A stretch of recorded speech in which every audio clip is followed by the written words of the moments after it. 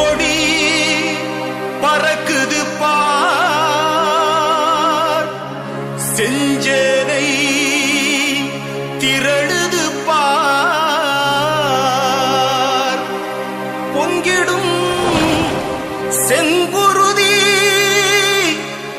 போறதுக்கு நானே வந்தேன். பயப்படாத மேனேஜ்மெண்ட் ஏன் கோர்ட்ல துடிக்கிற? என்ன கேட்டு கிட்ட வந்து போராட்டம் பண்ற, எங்களுக்கு பர்மிஷன் கொடுன்ற கேஸ் அவ்வளவுதான். ஏன் பயப்படுற, ஏன் வந்து அவ்வளவு துடிக்கிற அப்படின்னு சொன்னா போராட்டத்தினுடைய வலிமை என்ன என்பது அவர்களுக்கு தெரிகிறது.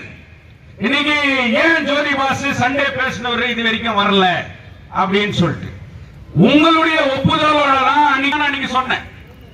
அவருக்கு நம்ம டைம் ஃப்ரைடே, நீங்க என்ன சொல்றீங்களோ அதை பொறுத்து அடுத்த கட்ட முடிவை நாங்க எடுக்கிறோம் நாம சொன்னோம். இப்போ அவர் என்ன எடுத்தாரு, அவர் என்ன எடுக்கல, அவர் எப்படி இந்த நாம கொண்டு போகணும் அப்படின்றது ரொம்ப முக்கியமான ஒரு விஷயம். இங்க நீங்க புரிஞ்சுக்கணும். நான் இங்க வரும்போது எனக்கு சர்க்கிள் இன்ஸ்பெக்டர் போன் பண்றாரு, சார் பார்த்து சார், இதனுடைய அர்த்தம் என்றது நீங்க புரிஞ்சுக்கணும். இது இண்டஸ்ட்ரியல் விஷயம். இது இண்டஸ்ட்ரியல் டிஸ்பியூட் ஆக்ட் ஒன்னு இருக்குது, உங்களுக்கு ட்ரிபுனல் ஒன்னு இருக்குது. இண்டஸ்ட்ரியில நீங்க எல்லாம் வந்து அந்த ஸ்டாண்டிங் ஆர்டருக்கு வேலை செய்யற இந்த இமெயில் அடிக்கிறது, எசென்சியல் கமாடிட்டிஸ் ஆக்ட்ல தூக்கிடுறது, கான்ட்ராக்ட் காரனை விட்டு நோட்டீஸ் கொடுக்கிறது, மிரட்டுறது, இதெல்லாம் பூச்சாண்டி எல்லாம் வர்றதில்ல. ஒரு ஆளு மேல கை வச்சு பாரு, நீ இண்டஸ்ட்ரியல் ட்ரிபுனல்ல ஜோதி பாசா லாயர், வெறும் கேஜிஎஃப் கிரிமினல் கேஸ் லாயர் இல்ல. நான் நெக்ஸ்ட் ஒவ்வொரு தொழிலாளிக்கும் ஒரு எம்ப்ளாயா லாயர் வர போறவன் தான். நீ அங்க பேசுமா நம்ம கிட்ட, நீ எப்படி தொழிலாளி மேல கை வைக்கிறன்றத பார்க்கலாம். இந்த போராட்டம் மாறணும் அப்படின்றத இன்னைக்கு எவனுக்கு உருவாக்கி இருக்கு.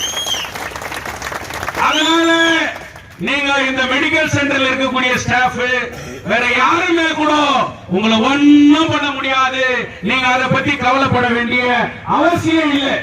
இது நிர்வாகத்தினுடைய தந்திரங்கள், பல்வேறு விதமான மெத்தடை அப்ளை பண்றான். அதுல யாராவது மனசு வஞ்சி அந்த போராட்டத்தை கைவிட்டு வராங்களா அப்படின்றதுக்கான முயற்சிகள் எதுவுமே பலிக்கான். இன்னைக்கு ஏன் கூப்பிட்டாரு, எது கூப்பிடுறாரு? அப்ப போராட்டத்தை பார்த்து பயப்படி ஆகுமா?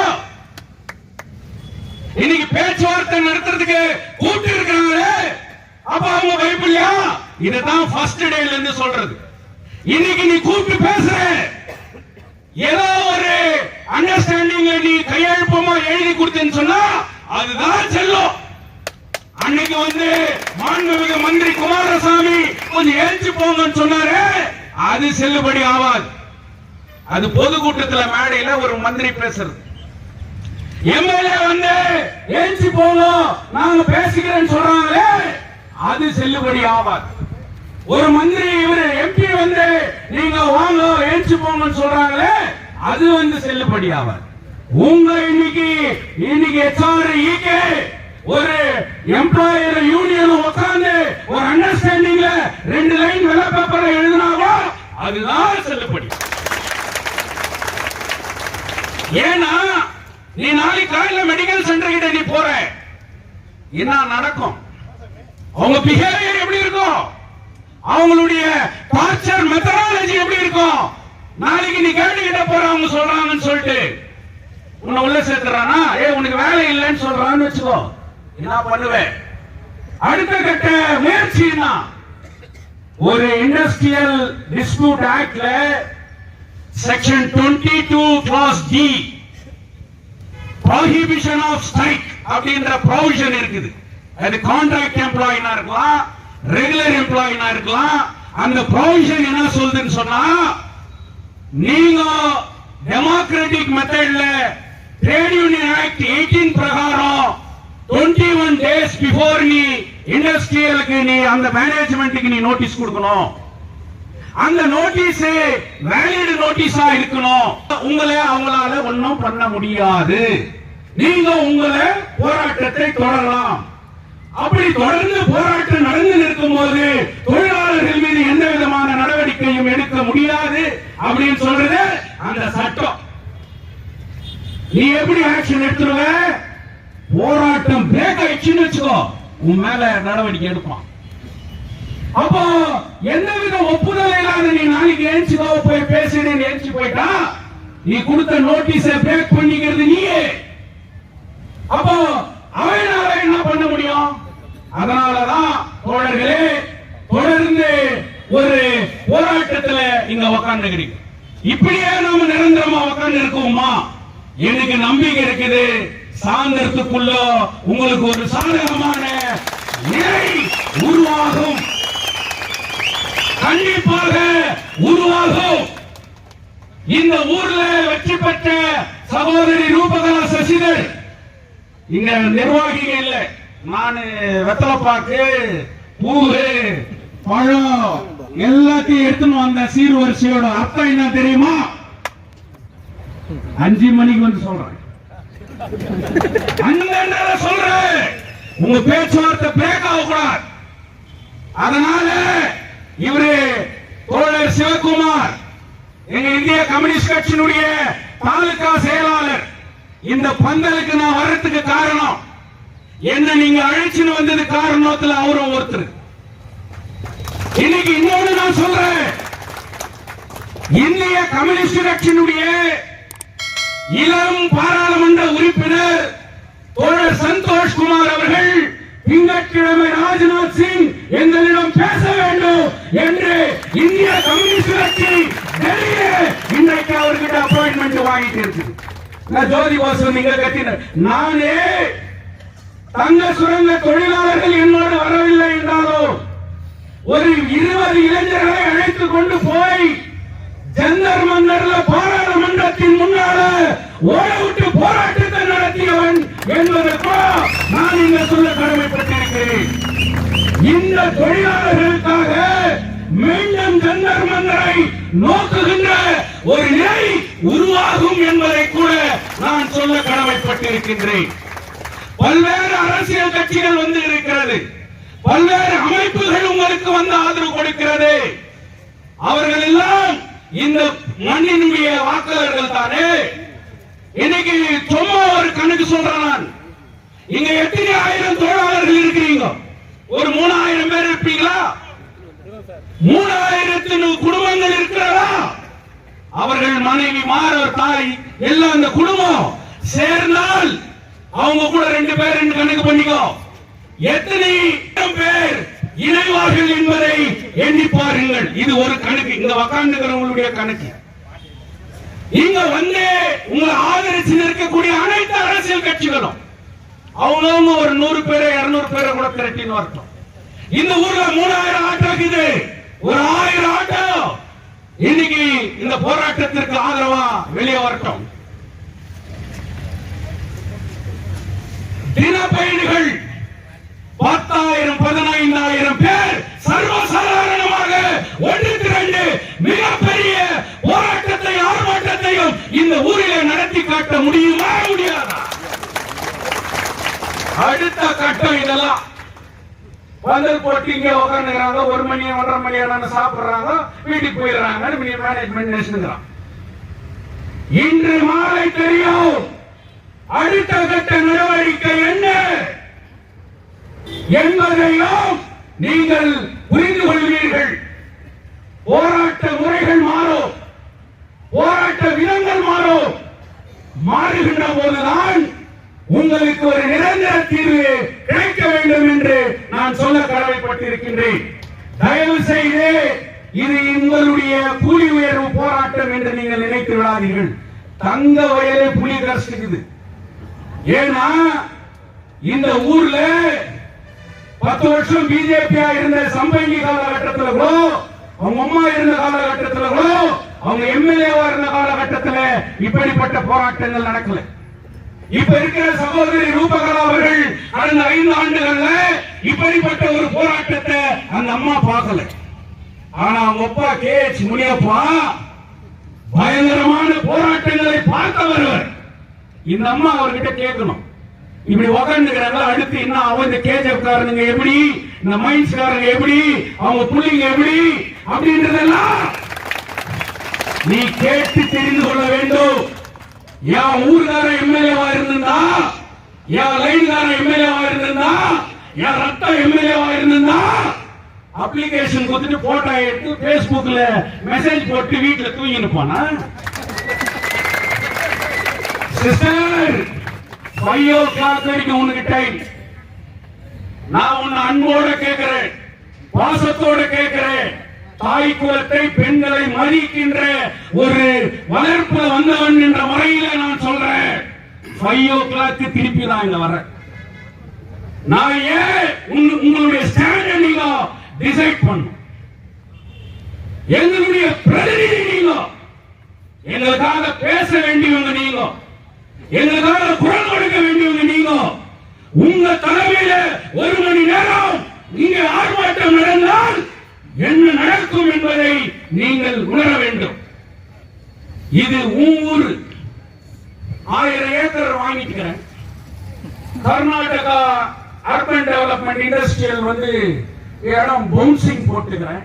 ಇಂಟರ್ನ್ಯಾಷನಲ್ ಕಂಪನಿ ಎಲ್ಲ ಬರ್ತದೆ, ಎಲ್ರಿಗೂ ಕೆಲಸ ಸಿಕ್ಬಿಡ್ತದೆ, ಎಲ್ಲರೂ ನೀವೆಲ್ಲ ಕೋಟ್ಯಾಧಿಪತಿಗೆ ಆಗ್ಬಿಡ್ತೀಯ ಅಂತ பேசுகிறது ನಮ್ಮ. இருக்கிற இண்டஸ்ட்ரியே காலியாகிறது. இருக்கிற தொழிலாளர்களுடைய வேலை வாய்ப்பு நசுக்கப்பட்டு வருகிறது. இவர்களுக்கு நிரந்தரமாக்கு என்று நீங்கள் போராடினால் உங்களுக்கு இந்த ஊரிலே சிலை வைப்பார்கள். இவர்களுக்கு நீங்கள் வேலை வாய்ப்பை, உத்தரவாதத்தை நீங்கள் ஏற்படுத்தினால் உங்களுக்கு கடவுளாக நினைப்பார்கள். இவர்களை நிரந்தரமாக்கி இவர்கள் மூலியமாக தங்க வழியிலே ஒரு வலுவான தொழிற்சாலையை உருவாக்க வேண்டிய கடமை உங்களுக்கு இருக்கிறது. நீ நினைச்சுக்கிற பிரியாணி போட்டா, ஒரு நாளைக்கு சாப்பாடு போட்டா எங்க தொழிலாளி ஏமாந்து உனக்கு செட் ஆயிடுவான்னு சொல்லிட்டு நான் நினைச்சா எத்தனை நாளைக்கு பிரியாணி போடுவேன் தெரியுமா? இந்த ஊர்ல ஒவ்வொருத்தரும் நினைச்சா எத்தனை நாளைக்கு பிரியாணி போடுவாங்க தெரியுமா? பிரியாணிக்கு ஏமா அவங்க ஸ்டைல் அது. ஏன்னா அது அப்ளை பண்ணிட்டு எம்எல்ஏ ஆயிட்டாங்க. they are applying the same formula. உன் ஃபார்முலா ஃபெயிலியர். உன் ஃபார்முலா இனிமே நடக்கிறது இல்ல. அதனால தயவு செய்து நீ போன் பண்ணணும் EKWக்கு. நெகோசியேஷனை ஸ்பீட் பண்ணி, நெகோசியேஷன் மூலமா சால்வ் பண்ணி, நீ மும்முனை பேச்சு மேனேஜ்மெண்ட் யூனியன் கன்சலேஷன் ஆபீசரோட ஒரு அண்டர்ஸ்டாண்டிங் அக்ரிமெண்ட்டுக்கு வா அப்படின்னு சொல்லிட்டு இன்னைக்கு பெமல் ரூபகலா சசிதர் அவர்கள் போன் பண்ணி 5 மணிக்குள்ள வேற மாதிரி நடந்தால் எங்களுடைய போராட்ட முறைகள் கூட மாறும் என்பதிலே எந்த விதமான ஐயமும் இல்லை. ஒரே ஒருத்தர் கூட யாரும் அஞ்சாதே, பயப்படாதே என்பதை மீண்டும் மீண்டும் நான் சொல்ல கடமைப்பட்டிருக்கின்றேன். நான் இந்த கட்சி, நான் இது அதன் மூலியமாக இல்லை என்றதில்லை. ஒரு கட்சியின் மூலியமாக நாங்கள் முயற்சி எடுக்கிறோம். ஆனால் உங்களில் ஒருவன் என்பதை நீங்கள் மறந்துவிடக் கூடாது. உனக்கு பாதிப்புனா எனக்கும் பாதிப்பு தான். அந்த உணர்வோடு தான் இங்க நாம போராட்டுகிறோம். இந்த பிரச்சனை இதோட முடியறதில்லை. என்னுடைய எண்ணம் எல்லாம் என்னன்னா, எக்காரணத்தை கொண்டும் இந்த போராட்டம் தோல்வி அடைய கூடாது என்பதிலே நீங்கள் உறுதியாக இருக்க வேண்டும். அடுத்து இது தோல்வி அடைந்தால் தங்க வயலிலே இன்றைக்கு நீங்க எல்லாம் BGML பசங்க, உங்க வீடெல்லாம் சொந்தங்களா? Next BGML issue start. வீடு சொந்தமாக்குதா? இந்த வீடுகளை சொந்தமாக்கப்பட வேண்டும் என்று கூட ஆணைகள் இருக்கிறது. அதை அமல்படுத்தப்பட வேண்டும் என்பதை தானாக BGML நிர்வாகம் முயற்சி எடுக்க வேண்டும். இந்த போராட்டத்தினுடைய வலிமைதான் அடுத்த கட்ட தங்கவயலுடைய வளர்ச்சியை நிர்ணயிக்கும் என்பதை கூட நீங்கள் முடிவு செய்து கொள்ள வேண்டும். அதனால் தயவு செய்து யாரும் பிளவுபடக்கூடாது. நிறைய பேர் போன் வருது, எனக்கே போன் வருது, சார் கொஞ்சம் இப்ப வரும்போது வருது, சாயந்தரம் வருது, அடுத்த கட்டம் அவன் பிரச்சனை தீர வரைக்கும் சாவர வரைக்கும் உட்காருதுன்னு முடிவு பண்ணிட்டுதான் அதான் நடக்குது அப்படின்றது என்னுடைய ஆன்சர். ஒண்ணு நடக்கிறது இல்ல. இன்னும் நீங்க இன்னைக்கு உறுதியோட நில்லுங்க. நீங்க 5 மணிக்கு உங்க தலைவர்கள் வருகின்ற போது, நிர்வாகிகள் வருகின்ற போது ஒவ்வொரு தோழரும் இங்க பந்தலே நிரம்பிடணும். நீங்க உங்களுடைய சாலிடாரிட்டியை இன்னைக்கு நீங்க காமிக்கணும். போராட்ட முறை நாங்கள் எப்படி என்பதை நீங்கள் எடுத்து காட்ட வேண்டும். இதனால் தான் பர்மிஷன், அதனால் தான் பர்மிஷன், அதெல்லாம் ஒண்ணு கிடையாது. பந்தல் போட்டு உக்காந்துக்கிறதுக்கு எத்தனை நாள் பர்மிஷன்? லா பர்மிட்டட். உன்னால பர்மிஷன் கொடுக்க முடியாதுன்னு சொன்னா எழுதி கொடுக்க முடியாதுன்னு என் கையில கொடுத்துரு, நான் வாங்கி கொடுக்குறேன். அதெல்லாம் நீ பயப்படக்கூடாது. இன்னையோட முடிஞ்சிருமாமே, இன்னைக்கு சாயந்தரம் கேன்சல் பண்ணிட்டு வராம நம்ம பந்தல பிச்சிருவாங்களாமே, ஒன்னும் பிச்சிருது இல்லை. அதெல்லாம் நல்ல திசை திருப்புகின்ற முறைகளை அவங்க இன்னைக்கு அப்ளை பண்றாங்க. அதனால ஒன்றுபட்ட ஒரு போராட்டத்திற்கு நீங்கள் வழிவகுக்கணும். நீங்க ஒரு ரொம்ப நியாயமான கோரிக்கை இன்னைக்கு வச்சிருக்கிறீங்க. என்ன அப்பாயின்மெண்ட் குவாலிஃபிகேஷன் என்ன? மெடிக்கல் சென்டர்ல இருக்கிறவங்களுக்கு எஸ்எல்சியா, சோ அவங்கெல்லாம் குவாலிஃபைட். அப்போ அதே குவாலிஃபைடு இப்போ என்ஏஎலுக்கு ஒரு நெய்வேலிக்கு ஒரு நியாயமா? அப்போ தமிழ்நாட்டில் இருக்கக்கூடிய மத்திய அரசினுடைய கம்பெனிகளுக்கு ஒரு நிர்வாகமா? அதுக்கு வேற நிலையா? அங்க மாநில அரசு அந்த ஊரினுடைய எம்எல்ஏ ஒன்றுபட்டு போராடலையா? நான் என்ன கேட்கிறேன்னு சொன்னா எல்லாம் ஒண்ணுதான். அப்ப அங்க எப்படி வலிமையா அவங்களுக்கு அப்பாயின்மெண்ட் கொடுக்கறான்? 20 வருஷம் வேலை செஞ்சுக்கிறான். நீ 25 வயசுல இருக்கிறவனுக்கு ஒரு அப்பாயின்மெண்ட் அப்படின்னு சொன்னா 45 இயர்ஸ்ல இருக்கிறவங்க எப்படி அந்த காலம் ஃபில் பண்ணுவாங்க? சோ ரிலாக்சேஷன் ஆஃப் தி அப்ளிகேஷன்ல ஒரு ப்ராவிஷனை கொண்டு வர வேண்டியது நிர்வாகம்.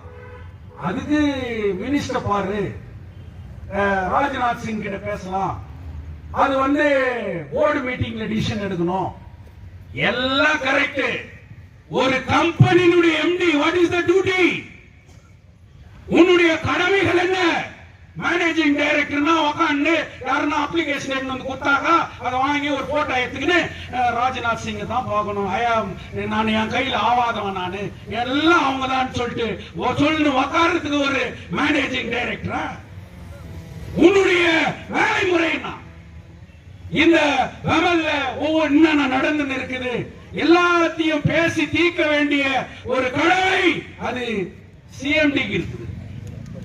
நீ கொடுக்கணும் சார், இந்த மாதிரி இந்த ப்ராவிஷன் இந்த ப்ராவிஷன் இது மேல நீங்க இன்னைக்கு கொண்டு வரணும் அப்படின்னு சொல்லிட்டு கவர்மெண்ட்டுக்கு ரெக்கமெண்ட் பண்ண வேண்டிய ஒரு சிஎம்டி. அந்த வயசு வித்தியாசத்தை இந்த ப்ராவிஷனை ரிலாக்ஸ் பண்ண வேண்டியது யார்? அதனால அப்பாயின்மெண்ட்ன்றது நடக்காது, அப்பாயின்மெண்ட் ஆகாது. அது எப்படி ஆயிடும் அப்படின்ற பேச்செல்லாம் நீங்க விட்டுணும். நடக்கும், அந்த நிலை கூட உருவாக்குவோம் அப்படின்ற உறுதி வேணும். கூலி உயர்வு, பூண்டு விலை எவ்வளவு, வெங்காய விலை எவ்வளவு, தக்காளி விலை எவ்வளவு, பருப்பு விலை எவ்வளவு, எண்ணெய் விலை எவ்வளவு? இன்னைக்கு ஒரு சாதாரண ஒரு திருமணத்துக்கோ கல்யாணத்துக்கோ குழந்தைக்கோ பண்ணனா ஒரு கேஜி கேக்கினுடைய விலை எவ்வளவு, ஒரு கேஜி சாக்லேட்டினுடைய விலை எவ்வளவு, இன்னைக்கு ஒரு பிரியாணி கடையில் விற்கிற விலை எவ்வளவு, ஒரு சாதாரண ஒரு சாப்பாட்டினுடைய விலை என்ன, ஒரு கேஜி அரிசியினுடைய விலை என்ன? மேனேஜிங் டைரக்டர் இன்னும் கல்லு மண்ண சாப்பிடுறீ, உனக்கு தெரியாதா? கூலி உயர்வை எப்போ ஏத்தணும், எப்போ விலைவாசி உயர்வு ஏறும்போது அவனுடைய நிலைகளை எப்போ பேசணும்? அப்போ ரெகுலர் எம்ப்ளாய்க்கு மட்டும் தான் வயிறுக்குது, கான்ட்ராக்ட் எம்ப்ளாய்க்கு என்ன இருக்குது? அப்ப அவனுக்கு பசி இல்லையா? அவன் 5 பூண்டு காசு கொடுத்து வாங்குறது இல்லையா? அவன் அந்த நிலையில இல்லையா? யோசிக்கணும். பமல்ல வேலை செய்யற ரெகுலர் எம்ப்ளாயி சகோதரர்களை கேட்கிறேன் நான். இந்த போராட்டம் வெறும் கூலி உயர்வுக்கான போராட்டம் இல்லை.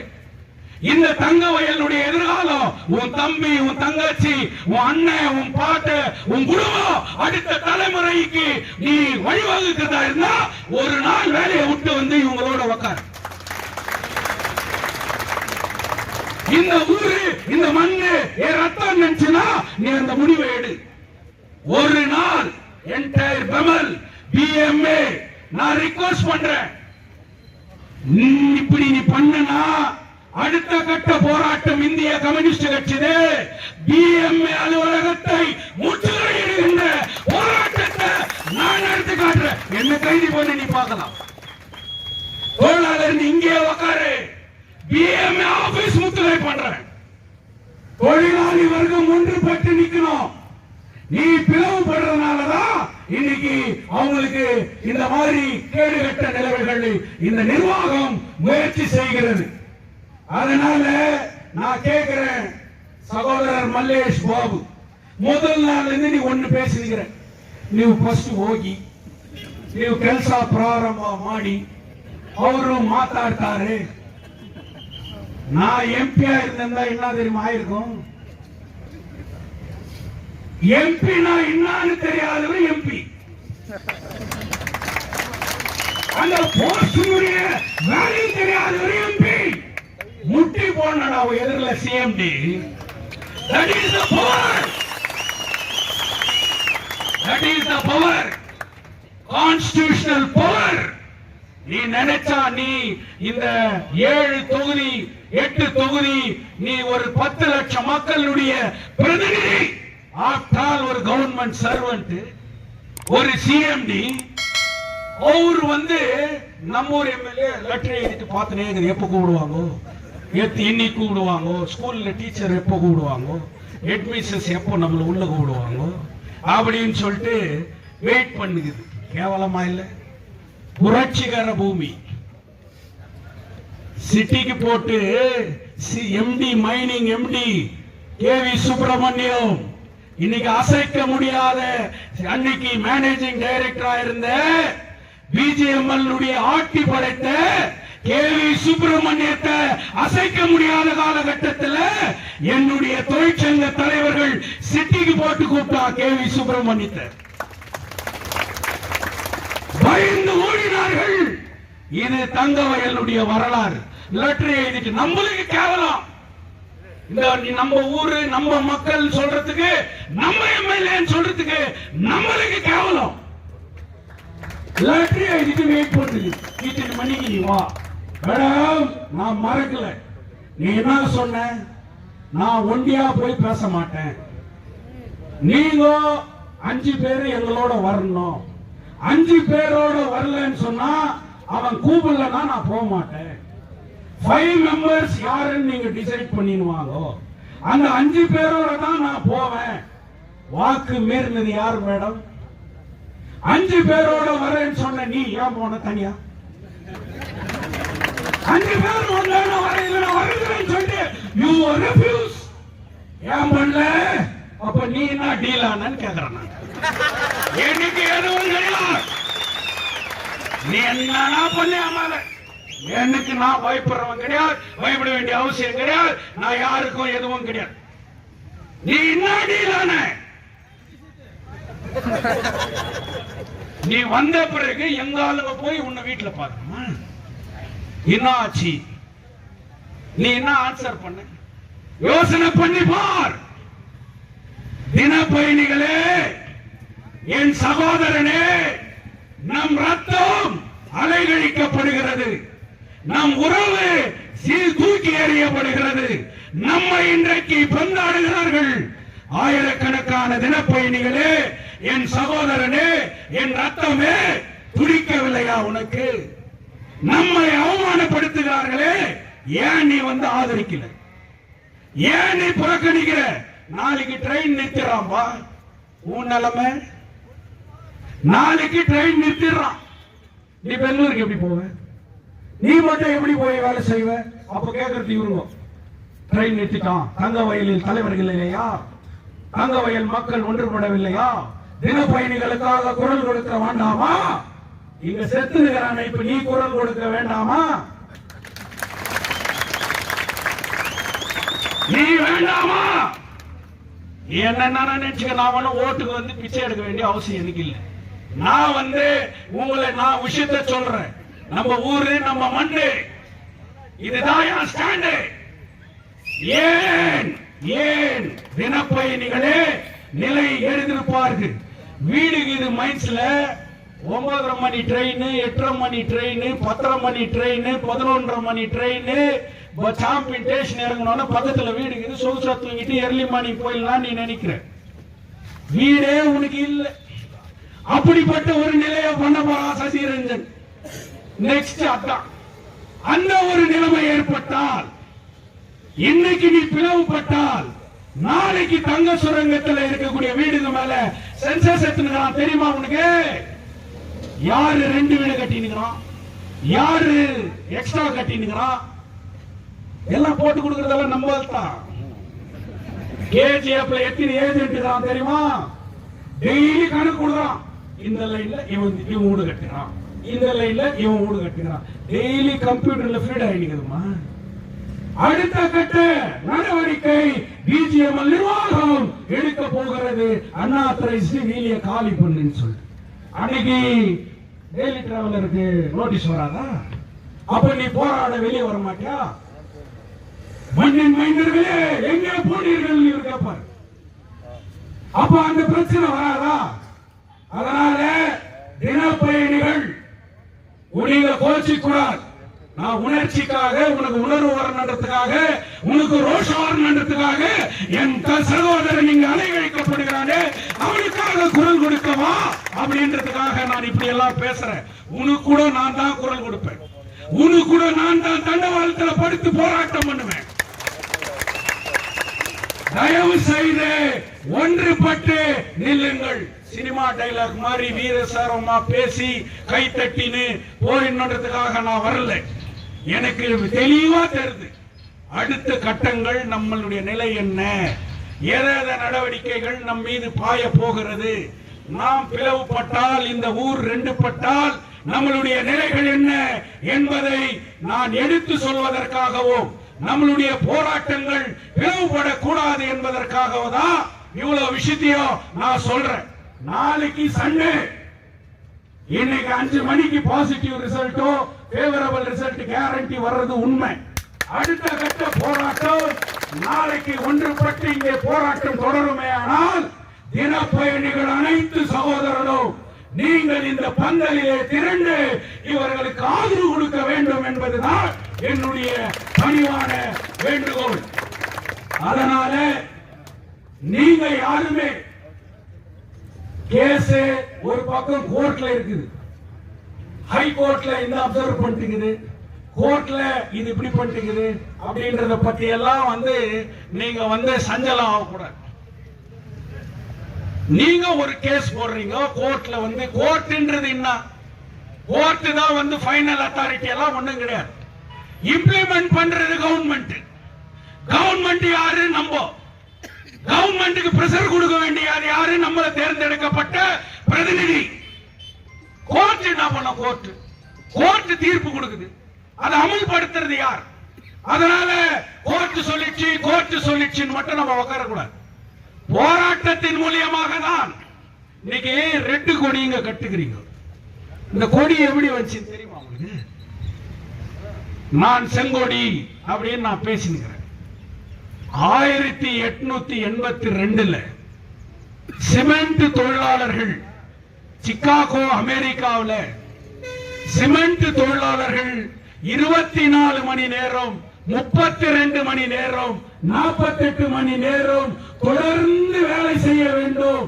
அவர்கள் உயிர் போனாலும் பரவாயில்லை என்று அடக்குமுறை சிகாகோ நகரிலே அன்று நடந்த போது தொழிலாளர்கள் எல்லாம் ஒன்றுபட்டு 8 மணி நேரம் வேலை, 8 மணி நேரம் உறக்கம், 8 மணி நேரம் ஓய்வுன்னு சொல்லிட்டு இன்னைக்கு நீங்க பேசுறீங்களே, சட்டம் சொல்லுச்சு ட்ரேட் யூனியன் சொல்லிட்டு 1882 சிகாகோல அந்த இஷ்யூ ரைஸ் ஆகும் போது அன்றைய ஆட்சியாளர்கள் துப்பாக்கியால் தொழிலாளர்களை கண்மூடித்தனமாக சுட்டார்கள்.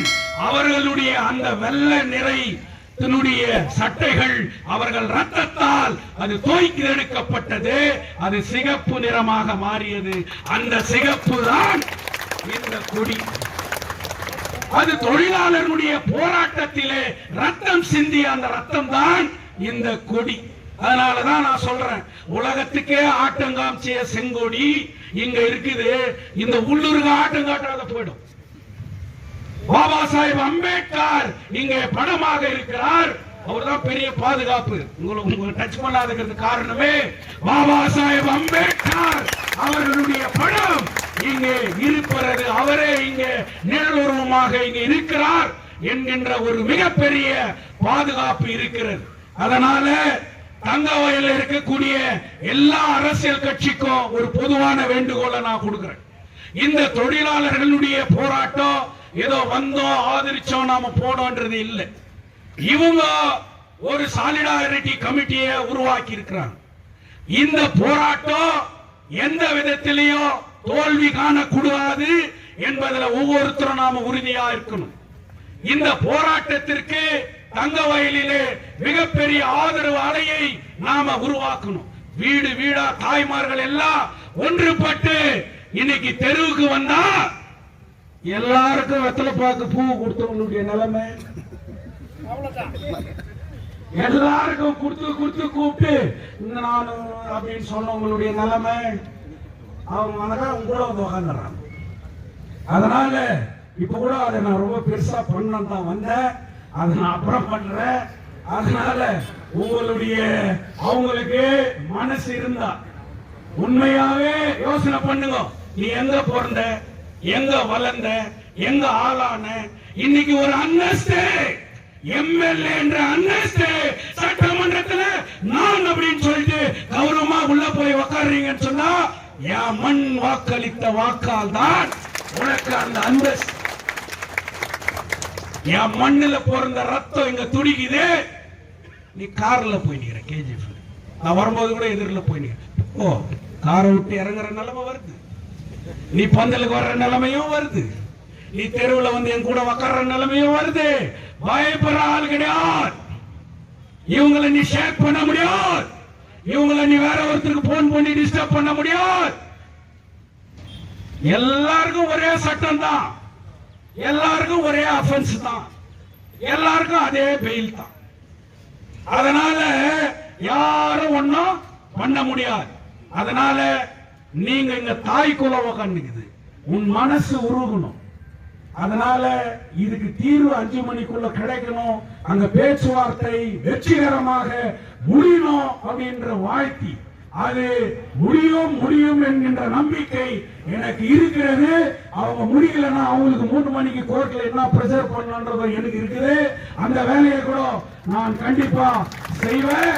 அப்படிப்பட்ட தயவு செய்து நீங்கள் இது எத்தனை நாள் தொடரும் என்பதல்ல, நம்மளுடைய போராட்ட முறைகள் மாறும் என்பதை சொல்லி, யார் ஒருத்தர் கூட இவ்வளவு நாள் உக்காண்டீங்க, இன்னும் கொஞ்ச நாள் நீங்க தாக்குச்சீங்கன்னா நிரந்தர தொழிலாளியாக நீங்களும் அந்த வெமலுக்குள்ள போய் வேலை செய்யற ஒரு நிலைமை உருவாக்குவோம் என்கின்ற வரலாற்றை மாற்றி அமைக்கின்ற அந்த கடமை நமக்கு இருக்கிறது.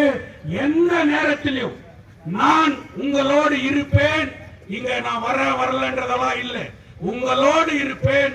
உங்களுக்கு சின்ன பிரச்சனைனா கூட நான் உங்களோட உட்கார்ந்து அன்னைக்கு சொன்னதுதான் இன்னைக்கு சொல்றதுதான். மரியாதைக்குரிய குமாரசாமி அவர்களை நாம யாரும் இழிவு பண்ணல. இப்போ கூட அவர் மேல நம்பிக்கை. அவர் கண்டிப்பா அவருக்கு இந்த ஊரை பத்தி தெரியும், இந்த ஜனங்களை பத்தி தெரியும். அவர் அந்த வேலையை செய்வார். செய்யலனா எதிர்காலத்தில் என்ன நடக்கும்ன்றது அவங்களுக்கும் தெரியும். நம்ம அம்மாவுக்கு தான் கொஞ்சம் இன்னும் புரியவே மாட்டேங்குது. அது புரிய வைப்போம், நடக்கும் அப்படின்றத சொல்லி நீங்க தான் எங்களுக்கு தலைமை தாங்கணும். ஒரு எம்எல்ஏ தலைமையில் ஊர் 2 நாள் பந்து அப்படின்னு அறிவிச்சுவாரு. அது எப்படி மேனேஜ்மெண்ட் வராத போயிடும்? நீ அறிவி ஏன் ஜனங்களுக்காக பந்தல்ல பாய் போட்டு தூங்கின வரலாம் உண்டு. என் ஊருக்கு இல்லைன்னா நான் இந்த ஊரை விட்டு வெளியே போறதலான்னு சொல்லிட்டு வந்து போராட்டத்தை நடத்தி தெருவில் பொறுத்த தலைவர்கள் பிறந்த பூமி தான் இந்த தங்கவயல்.